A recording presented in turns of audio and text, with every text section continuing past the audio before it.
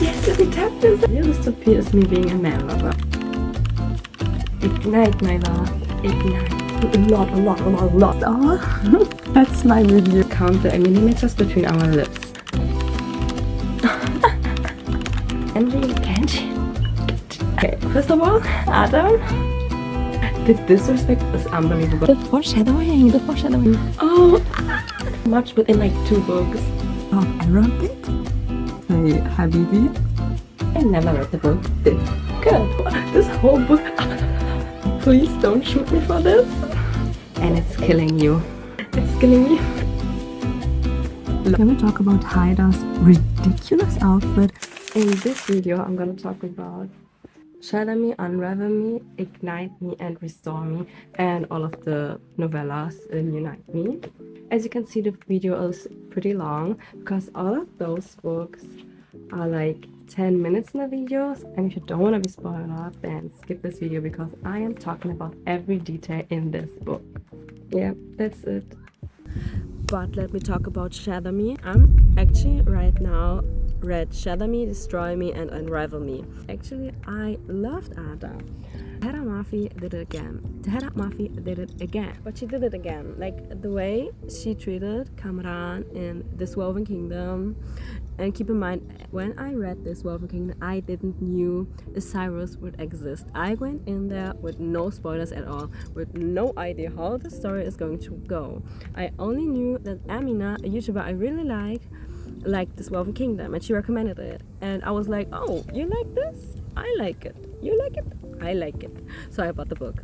And I fell in love with Kamran. Then I met Cyrus. And I fell in love with Cyrus. And then I met Hassan. No, actually I met Hassan before I met Cyrus. And what a surprise, I also fell in love with Hassan. But it's not about the Woven Kingdom, it's about Shatter Me. But why is it happening again? Like, why is it happening again? Adam?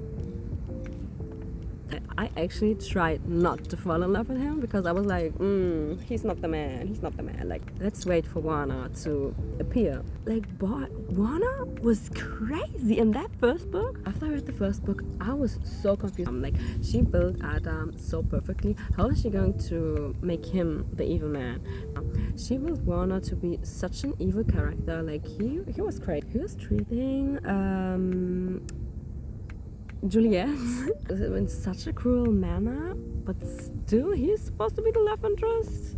The way like Kamran acted around his brother James, I fell in love with it. I think that was the moment I actually tapped the first quote. So the first book is getting 5 stars, of course, 5 out of 5 stars. It's such a perfect introduction into a whole new world. It's such a perfect world building. You get thrown in there immediately and just kind of figure everything out by yourself. And the way I loved how everything that's outlined kind of still important, like kind of her thoughts that she doesn't want to admit to herself. Hello, here I am again.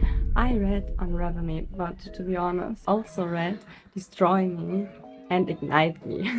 I forgot to keep you updated, guys, so let me take a recap. So this book changed me.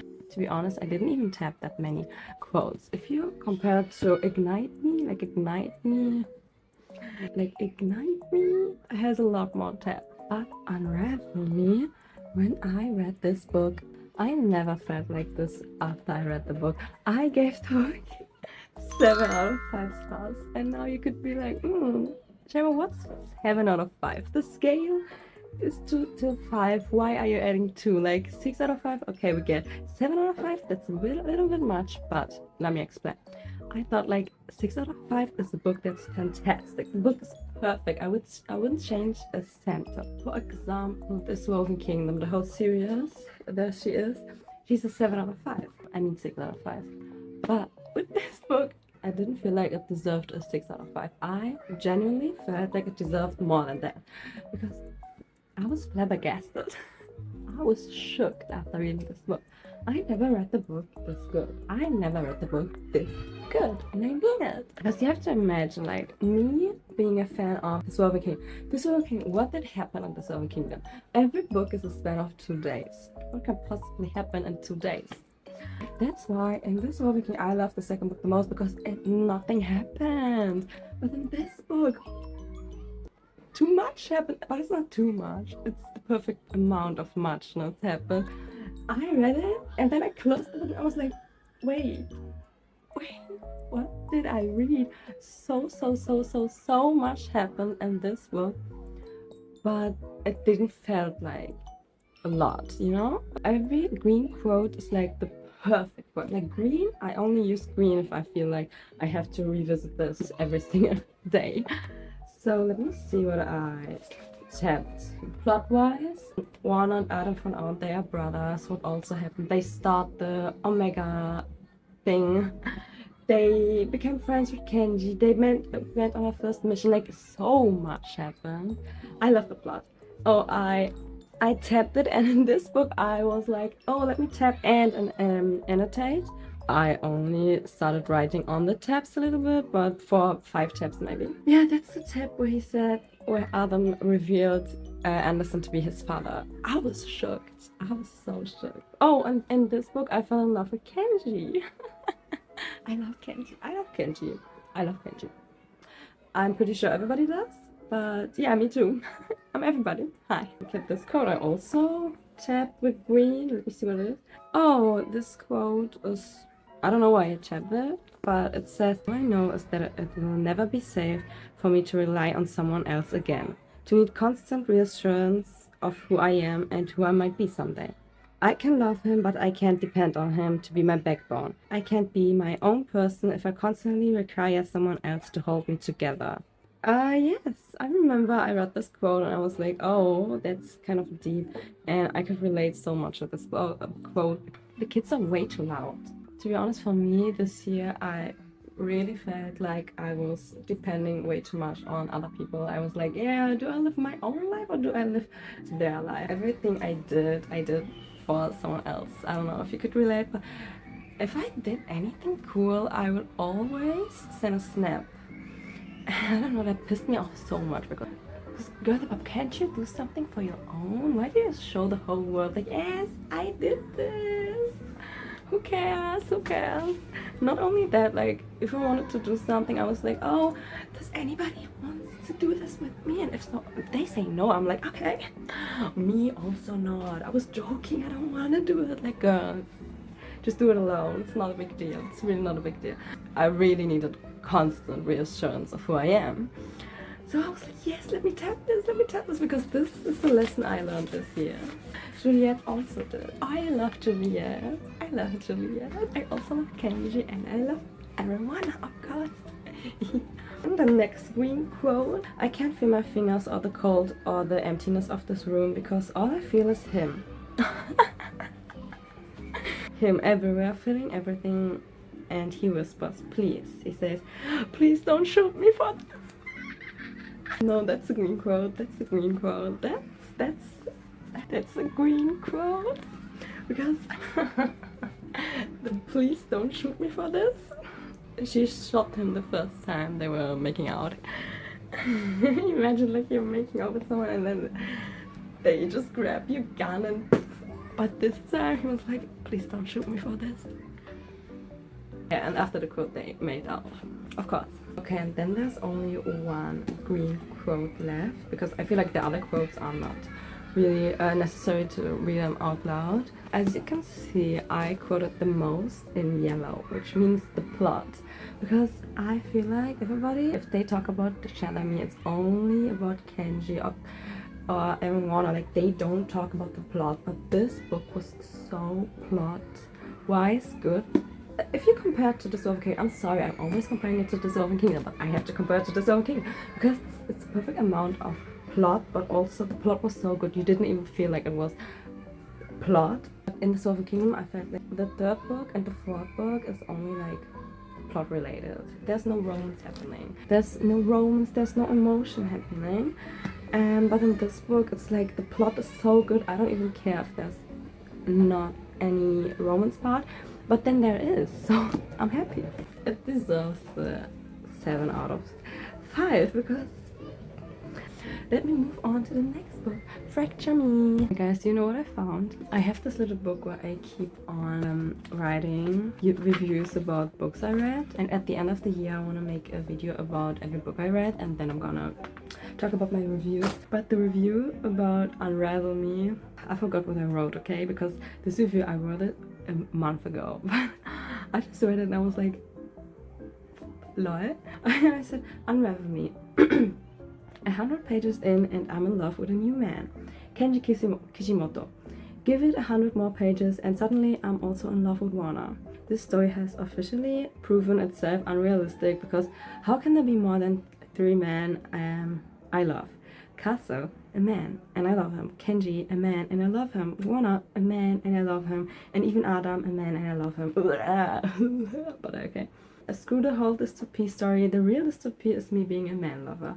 I only now realize that every review I've written before isn't about the story itself, but about the character. I guess I'm just a desperate woman who's sick of a real-life man, and Tahereh Mafi knows exactly how to fill that signal. Then keep on talking about the story. Like, it's not only this part, but I just want to show you how much Warner changed me. Oh, it's not Fracture Me, it's Destroy Me. Destroy Me. One sentence to destroy me, I liked it. With Destroy Me and with Fracture Me, with this whole unite me, to be honest, it really kicked me out of the reading flow. Like, I needed a whole month to pick this book up. In the meantime, I read a webtoon, so I had another media to read, but that's not the point, because I couldn't even read that. Because imagine me just ending that book and being so excited about the plot, and then I have to read again the plot, the same plot.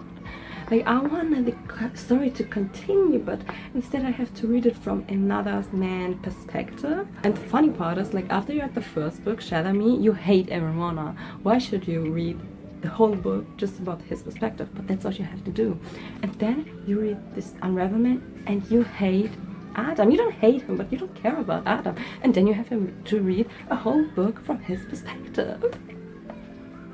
But when I read the book, I liked the details in it, and with Destroy Me, I cried. I cried in this book. Not because of this plot, but I feel like Tahereh Mafi, I don't know if I interpreted wrong, but I feel like Tahereh Mafi writes a lot of political stuff, which makes sense if you think about Iran. Did I say Iran? I mean Iran. I keep on connecting the story and Palestine, everything that's happening there. I'm from Libya. I don't have family in Palestine, but somehow it's so saddening to see, which it's not somehow, it's obviously saddening to see a whole genocide happening. I don't know, if you talk about Palestine, I'm always so emotional, and I talked about the war in the Shatter Me and how you could see thousands of dead bodies around and stuff like this, and I was like, yo, that's happening in real life. That shit is happening in real life. And I connected it to a story I saw a few days ago. It was a dad who was driving to the hospital with his child in the backseat. And keep in mind, they both were in the genocide. So the child was bleeding a lot, like she was nearly dead, and the father kept on telling her on Arabic, it melts my heart. Keep on telling her, no, sweetheart, we're nearly in the hospital. Keep on going. You're gonna make it. Whatever. And the child's trying her best. But then on the right, she's like dying, I guess. And then the father arrives at the hospital, and the hospital is bombed. Like, there's not even a hospital. Guys, when I tell you, I have goosebumps only telling the story, because that's a real story.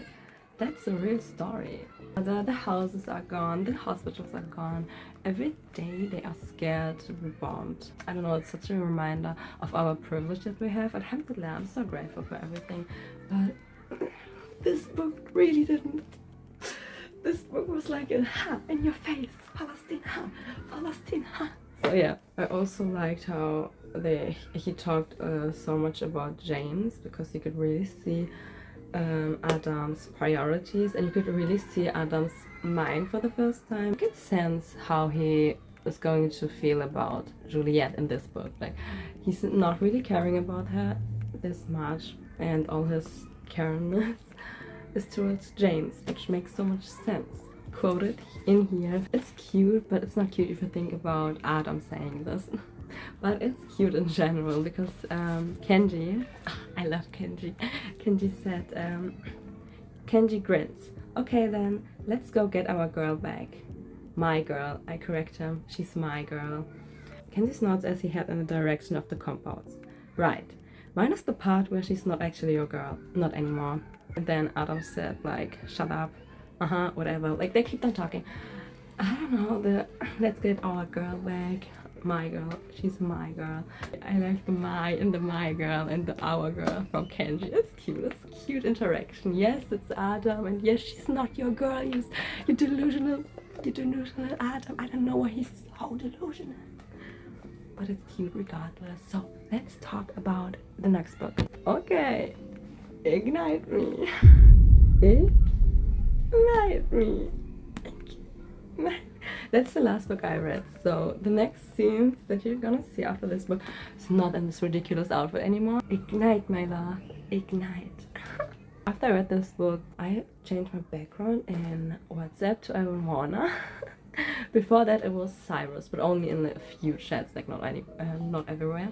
And now it's Arizona, but not everywhere. I kept Cyrus in one chat. I'm not throwing away my Cyrus love. Cyrus is still within me, but Arizona? Everyone on Kenji?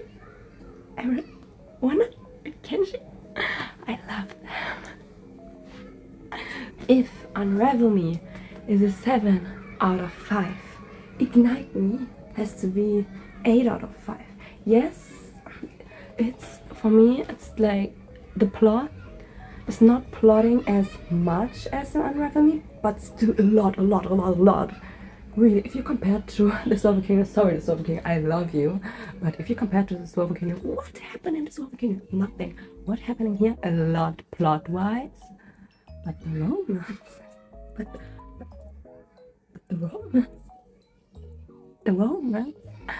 After I read this book, I made a 20 minutes voice message to my friend, only talking about this book. I also changed my bio and Instagram to Ignite My Love Ignite, because yes, I'm igniting while reading this book. Like, set me on fire while I read this book.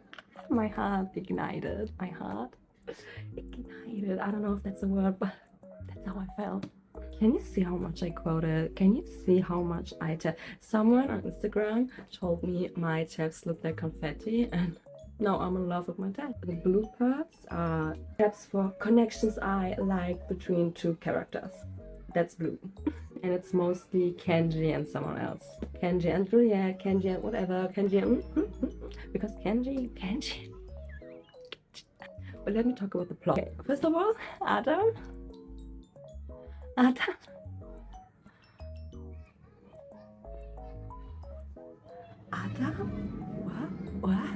What? The disrespect? The disrespect from Adam? That's crazy. Adam? No. I have... That's not a book. It's not a quote I quoted. It's the quote from Evermore where he said, like, where he told Eliza, he told Juliet, like, oh, you want me. He was like, oh, this whole book. You're a coward. How do you pronounce this word? Coward? C-O word? Coward? I don't know. He whispered, you want to be with me and it terrifies you. You are ashamed, he says. Ashamed you could ever want someone like me, aren't you? He dropped his gaze and his nose grazes mine. Grazes? I can almost count the millimeters between our lips. I'm struggling to focus, trying to remember that I'm mad at him. Mad about something. But his mouth is right in front of mine, and my mind can't stop trying to figure out how to shove aside the space between us. You want me? You want me? You want me, he says softly, his hands moving up my back, and it's killing you. It's killing me. It's killing me. It's not killing her, it's killing me. they used to be a little bit lovey-dovey, but after that they stopped being lovey-dovey because Juliet was like, no, let's be friends, I don't want this, I don't know what my feelings are. So they started being really neutral towards each other, not as neutral as Cyrus to Alisa. Again, sorry to Seven Kingdom, but the romance was peak. It was fire, and then it dropped to where's the romance? Stopped being lovey-dovey, and then I started being lovey-dovey again. So that's good. That's great. In one book, not in 1,000 books. No, we have it in one book. Adam is such a. I don't wanna assault him. Assault. Oh yeah, so it's assault. The disrespect is unbelievable. He basically said to Juliet that he wants her dead. He was like, yo, get out of my house. I don't want you in my house. I would rather want you dead. I was happier when you were dead. It's not something you say towards your ex. The scene where he took Kenji's hand and put it into Juliet's hand, knowing she doesn't have gloves on. Why? Do you want to kill him? And that's also what Kenji said. Like, he was like, do you want to kill me? And then he punched him in his face. There's nothing less attractive than men fighting in real life on the street. Guys talk, communicate. Why are you fighting? But in books, Kenji really did that good. Like, the punch, Adam deserved it so much. And Kenji told him like, do you want me dead? Like, what the hell is wrong with you? And he was like, no, it only tickles. I know you're not gonna die. Who cares? Kenji is the one who literally nearly died because of the touch with Juliet. What are you doing? The disrespect didn't even end there. The disrespect just keep on getting bigger. And then he was like, yes, sorry, blah, blah, blah. Oh, I hate him. And I love Tahereh Mafi about that, because you hated everyone in the first book and now you're obsessed with him. You liked Adam in the first book and now you hate him. Whatever I said about Adam in the first book, please forget it. Please forget it. Whatever I said about this man, forget it. Forget it. I never said something good about Adam, okay? Adam, trash. Adam, trash. Boom. Like, I didn't say anything good about Adam. That wasn't me. That wasn't me. And that's what I love about Tahereh Mafi, because how can your feelings toward a character change so much within like 2 books? Okay, and before I keep on talking way too much, let me read out a few green quotes. Oh, then Juliet and Warner talk, and she was like, you don't love him at all? Warner asked me, my voice is being stupid. Romantically? He nods. No, you're not attracted to him. I'm attracted to you. I'm serious, he says. So am I. Warner's still staring at me. He blinks once. Don't you believe me? I ask. He looks away. Can't you tell? I ask. Can't you feel it? And I am either losing my mind or Warner just blushed. You give me too much credit, love. The way he always calls her love. The way Kenji calls her princess. Warner calls her love. The way he once calls her sweetheart. The pager scene was in this book. The scene where he was like, okay, I'm gonna leave you with them, but if you want anything, just press on the pager. And she was like, yeah, okay. And then she pressed and pressed and pressed and pressed and pressed. That's before they... Yes. So much happened. So much plot. But so much romance. So much tension between Juliet and Warner. Oh, and this quote, they started fighting together. Oh, that was so cute how Kenji and how Warner tried to show her how to fight. I looked up, embarrassed.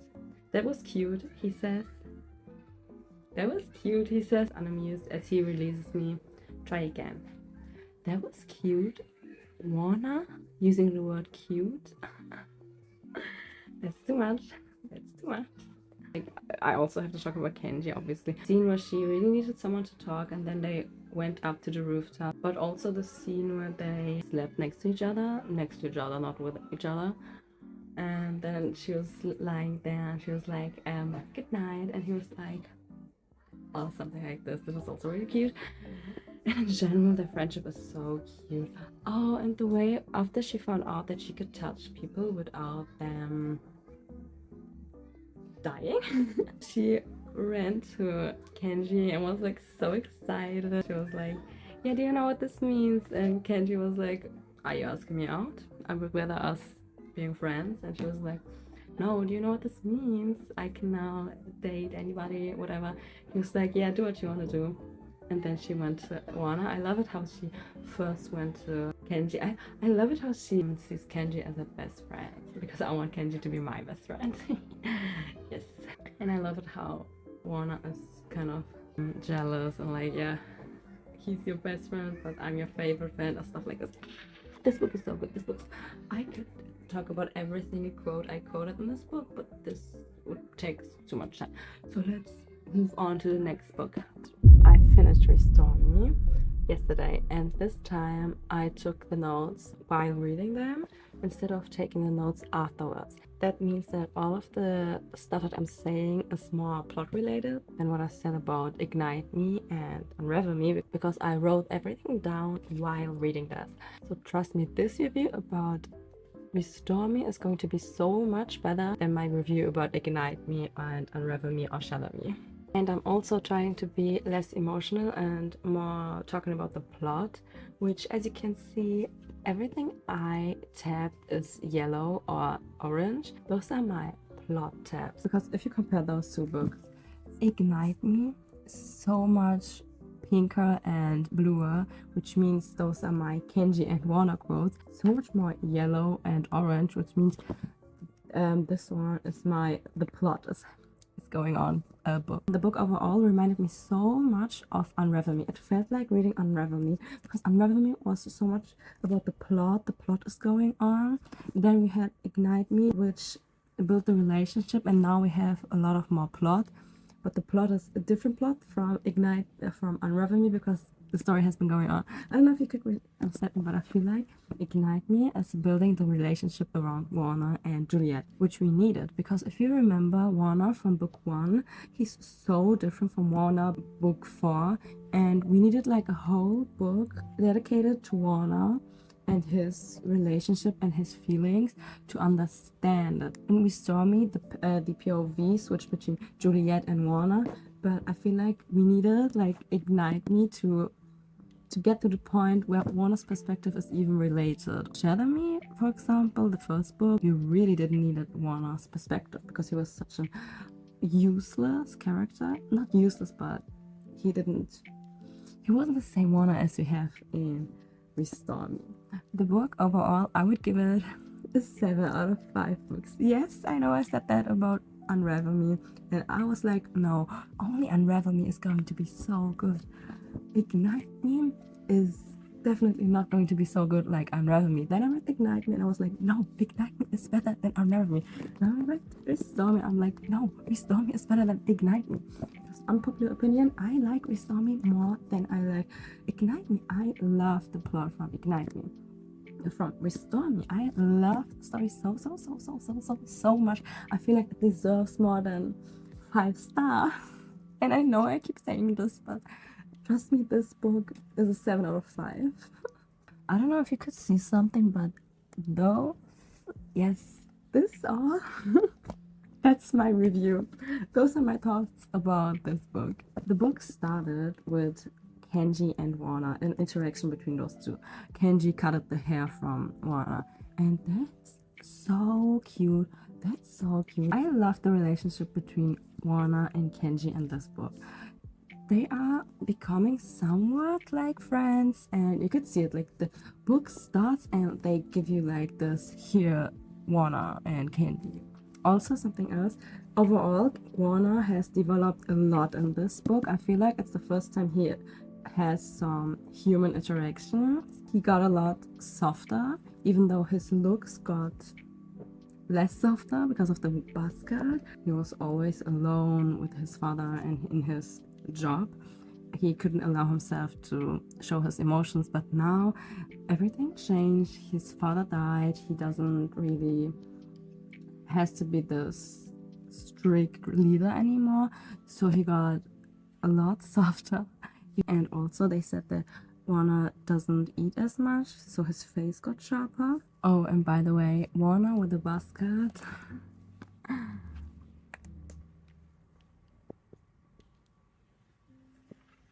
If you say Warner with a buzz cut, that's what I imagine. That's him. Even Castle is now calling Warner son. But it's so cute. Imagine, even his own father didn't call him son, and now this random dude came into his life and calls him son. And we also got a lot of new characters. For example, Haidar Ibrahim. I don't know how you call him how you call his name. Haidar, something like this. And Nazira. I saw some fanarts from Nazira, and Nazira is so beautiful. I love the representation of the hijab because Shatter isn't like, I know Tahereh Mafi is a Muslim, but Shatter isn't really read by Muslims. All of the book talk people love Shatter, and all of the book talk people aren't always Muslims. So I love the representation of the hijab, and also that she's described as this beautiful, beautiful person, because that's what we are. And also, can we talk about Haidar's ridiculous outfit? What in the world is he wearing? Why is Haidar shirtless with chains? Do you want to tell me chains are his top? That's so ugly. I love how Aaron Warner is also into fashion, because that's something I love. Aaron Warner has this sense of human in him. Warner from book 1 was described as this monster, like he was so described as a not human being, and now we discover him liking fashion. That's so cute. That's something so relatable, and so it's making him so human. And also, Warner can talk Arabic. I love these scenes they talk with the dialect of Iraq. It's different from my dialect. I'm from Libya, by the way. So I'm from Africa, they're from Asia. It's a different Arabic, but it's so funny reading that. It was so funny reading how Haidar is talking and how he's greeting him with the mwah, because that's how we do it. And also, like, in every sentence he had to say Habibi. That was so cute. I don't know how much the book is going to be about Haidar. I feel like he's not that important for the story. But Nazira, she is. I know that. I know that Kenji and Nazira are probably going to be a thing or something like that. And Nazira is going to become one of the good ones. I mean, like, in the book, you can sense that. She's really described as someone who's against the establishment. I mean, she's wearing a hijab. Castle, otherwise, he's sus. Like, he is sus. Like, Castle knew something and he told Warner, and Warner also knew it. He found out, but we as a reader didn't find out. We found it out at the end of the book, and I don't know, Castle is so sus to me because he knew all of the information but didn't tell anybody. Like, it makes so much sense why he let Warner into Omega Point and why he trusted him so much, because he knew everything. That makes so much sense now reading it. Like, but I'm so confused. Also, big spoiler, I guess, but the information he told Warner, Juliet has a sister. Juliet, which isn't really Juliet, her name, that's wrong. Like, everything we knew about Juliet was a lie. Her name, Ella, not Juliet, Ella. Ferraris, probably also no, wrong. Juliet has a sister, and this sister, Warner keeps torturing her sister to become the supreme commander or whatever Warner is, to become his title. He had to torture her sister. And also, not only that, they knew Ella or Juliet knew Warner as a child.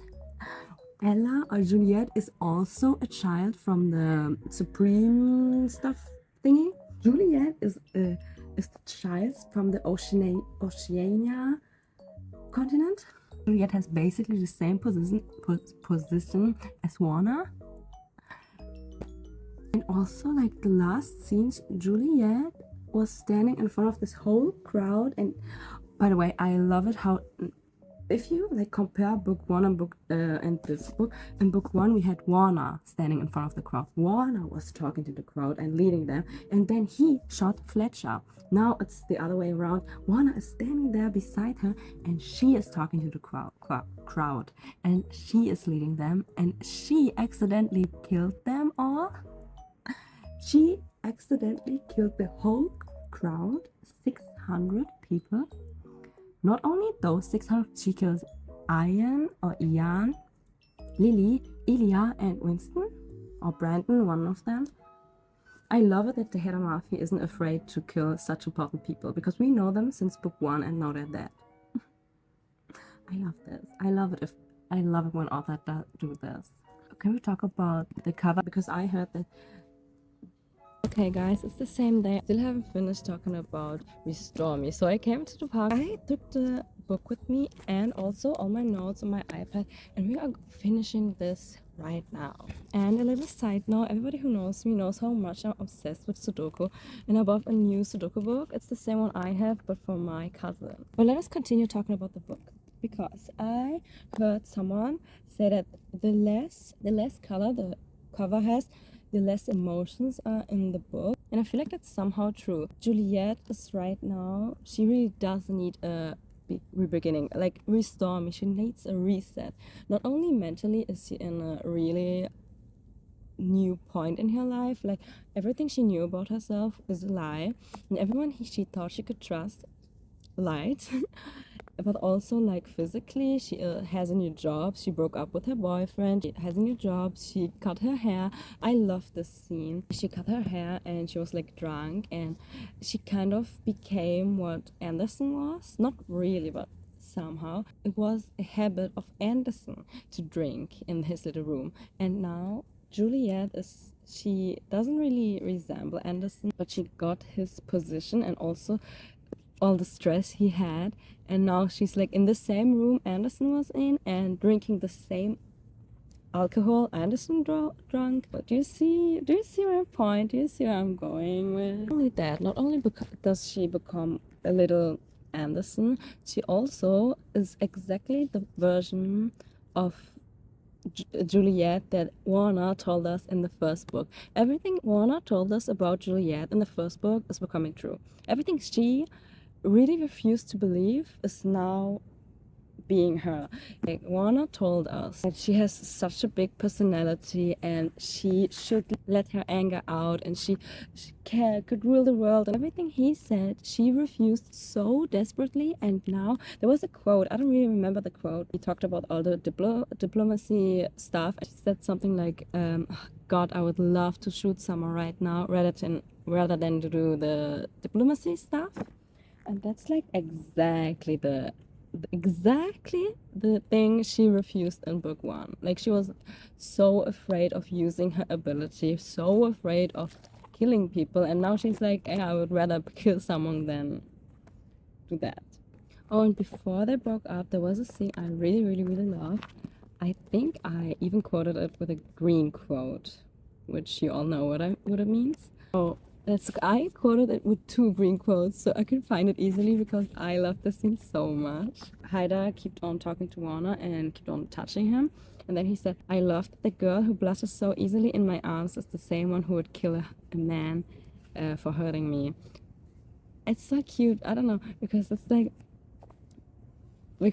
he really doesn't like being touched, and Juliet knows that, and she was the one who interfered in this act. Like, she was the one who called Haidar out, and she was like, no, if you touch him I will break your neck, something like this. And she really could break his neck. It was so cute because Warner was so proud of her, and so cute. I loved it. The girl who blushes so easily in my arms. Because it's so true, because yes, it's such a cute human thing from Warner. Warner book one would never say that, because Warner book one didn't knew how it felt like being touched by a girl. I feel like he was described as such a robot, such a unhuman being, and now he's like, yeah, the girl who blushes in my arms. And she really does blush in his arms. Like, I love the fact that he can feel how much she loves him. I also really like that Juliet all keeps on telling Warner and Kenji to get along, but then she was like, you know what, don't get along, it's okay, I don't care anymore. I love the scene where both was like, oh god, thank you. They both were so relieved that they don't have to act like being friends anymore. But after that, they all really became friends, which was so cute. I don't know, it was so cute. Also, Castle, when he told Warner that he should bring it up, all the backstory thing, he was like, oh, do you really think that Juliet is going to be silent about this? Do you really think Juliet could keep her anger in? He kind of was foreshadowing the ending. He literally told us that she was oh, there's a huge insect. Do you see this? It's not huge, but it's something I never saw before. Literally told us that she is going to explode her anger. Warner kept on refusing that. He was like, no, she's not going to explode. She can handle her anger right now. And then the last scene where she was killing 900 people, 600 people, she did explode. Like, the foreshadowing. And also, if you read the cover, it said, the past will not forget me. And now if you read this quote, she said, the life I chose to forget has not, will never, ever forget me. It was such a coincidence finding that out, because I talked to my friend and I was like, I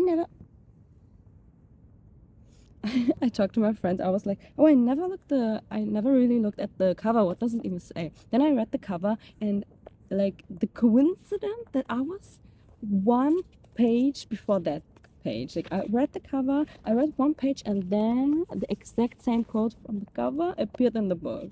I wrote all of my thoughts on this little page, but I feel like it's a little bit too much. So the last thing I want to say is the scene where Kenji helped Warner with his medicines and with the panic attack stuff. That was really cute. It was the first ever bonding between them. And by the way, for Shadow Me and the next few books, I bought new tabs. I don't really like the colors of them because I like those big ass colors. Like, I need the colors to be different and I need the colors to pop out, and I don't feel like they pop out. I think I never did before is reading in the coffee shop. That's what I want to do next. I want to sit in the coffee shop and read. I feel like that would be something so cute and something I never did before. I rarely go to coffee shops on my own, but I'm so excited. I'm so thankful for reading. Like, I found reading this year. This year I started reading, and I already read 12 books. 12 books! Last year I didn't even read one. For reading, for the hobby. It's such a cute hobby and it suits me so well. I want to come here definitely more often and read in the park. That would be so cute. Oh, and I almost forgot the most important part. We found out the age of Kenji. He's 20 years old. I feel like the age fits him so well. I love the fact that he's like the big brother of Juliet. I love the friendship between those two. There is this one fan art I found of Kenji. Do I need to say more? No, I don't think so. No.